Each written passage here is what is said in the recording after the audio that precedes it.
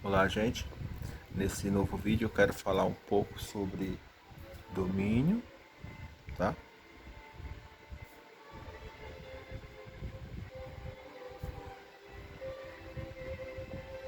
Imagem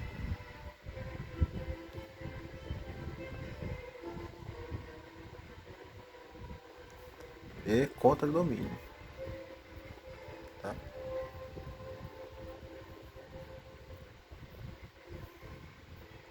Contra-domínio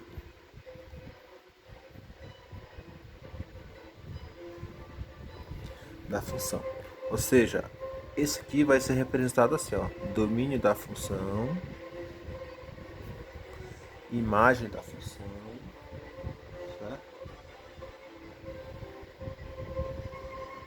Imagem de f, e este c d f, tá certo? Domínio da função, imagem da função e contra-domínio da função. Tá bem?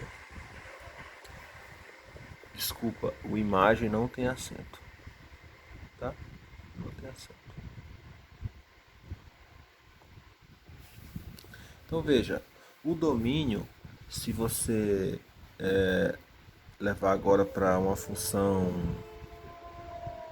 numérica, né, algébrica no caso, é aquele valor que você atribui, tá certo?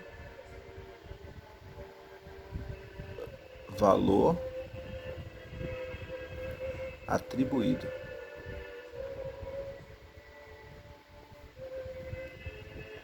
Atribuído. Certo? Valor atribuído. A imagem é o valor obtido.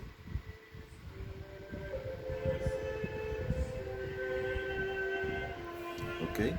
E o contradomínio, ele tem a ver com a quantidade de elementos que tem no conjunto imagem, tá certo? Então veja só, vou dar um exemplo aqui para vocês. Um exemplo que tem no livro, já que vocês não têm, eu vou reproduzir para vocês. Aqui eu tenho o conjunto A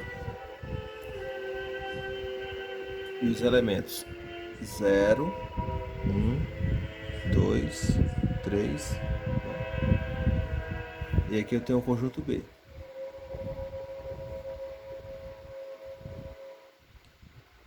Vai de 0 a 6. 0, 2, 3, 4, 5 e 6. Então veja, o 0 está correspondendo com o 0, o 1 está correspondendo com o 2, o 2 com o 4 e o 3 com o 6. Então a pergunta que eu faço: quem é o conjunto que representa o domínio? Então o domínio da função representa o conjunto A, tá certo? Quem é os elementos que representam a imagem? Quem é a imagem da função?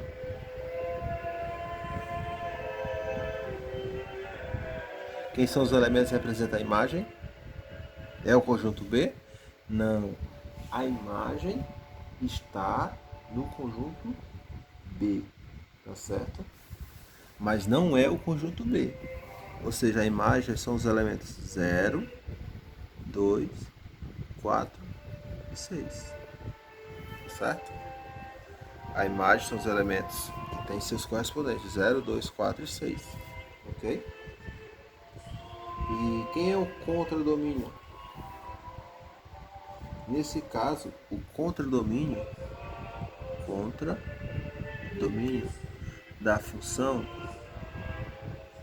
certo? É o conjunto B. Ok? Então, repetindo, domínio é o conjunto A, imagem são os elementos que estão no conjunto B, certo?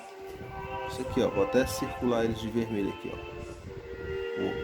Vou pontilhá-los de vermelho aqui, ó, tá?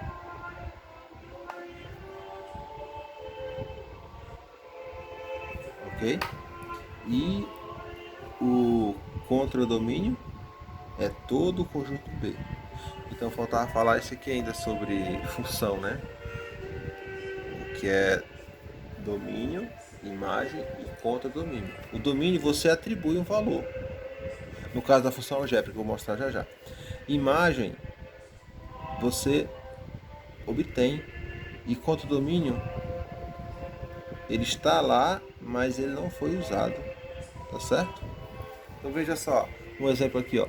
Eu tenho uma função fx, né? Igual a x mais 2, certo? E aqui eu tenho o conjunto A.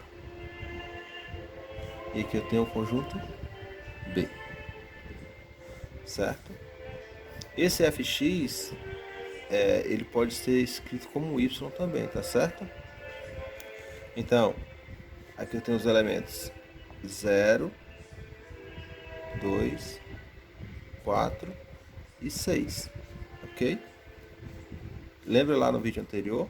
Eu falei que x são os elementos do conjunto A. Então eu pego os valores de A, substituo na função e chego em B. Então veja só, eu vou ter aqui, ó, f de x, né, igual a x mais 2. Então eu vou pegar todos esses, vou fazer o que? F de 0, f de 2, f de 4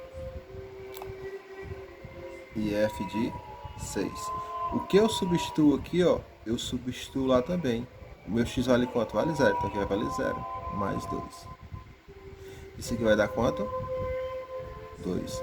Ou seja, o y é igual a 2.